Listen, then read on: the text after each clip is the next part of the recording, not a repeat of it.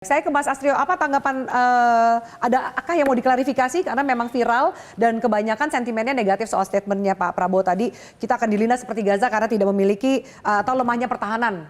Ya, yang penting. Jadi yang pertama itu adalah tidak betul bahwa Pak Prabowo menyalahkan lemahnya Gaza sebagai alasan serangan oleh Israel itu dilakukan pada tanggal Oktober 8. Jadi yang Pak Prabowo ingin sampaikan sebenarnya adalah pentingnya pertahanan yang kuat karena kita tidak tahu kapan perang itu akan datang. Sebagai contoh, bagi masyarakat Gaza, tanggal 6 Oktober itu masih damai, tidak ada rudal yang jatuh. Tapi lusanya tiba-tiba negaranya sudah di-invade oleh Israel. Jadi itu adalah contohnya. Tapi ada serangan Hamas dulu dong ke Tel Aviv. Betul, tanggal 7 ada serangan Hamas yang dibalas dengan tidak proporsional oleh Israel yang menyasar warga sipil dengan jumlah yang sangat besar. Nah lalu kita harus mendiskusikan bahwa ini pertanyaan menarik. Ketika UN sekarang sudah mentok, international community sudah mentok untuk memperjuangkan kemerdekaan Palestina.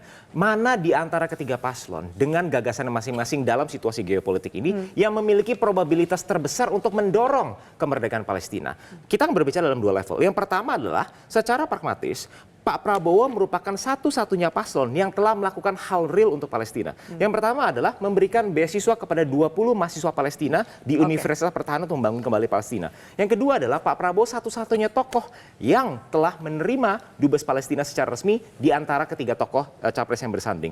Lalu yang ketiga adalah Pak Prabowo adalah satu-satunya capres yang memiliki visi untuk membangun KBRI di Palestina. Lalu yang tidak kalah penting adalah how to achieve this goal.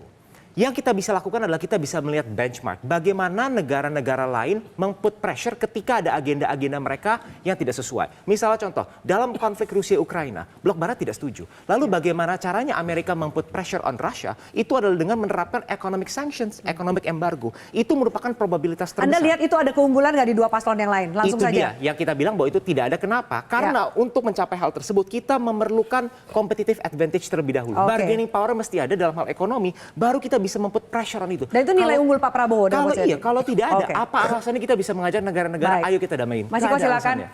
Jelajahi cara baru mendapatkan informasi. Download Metro TV Extend sekarang.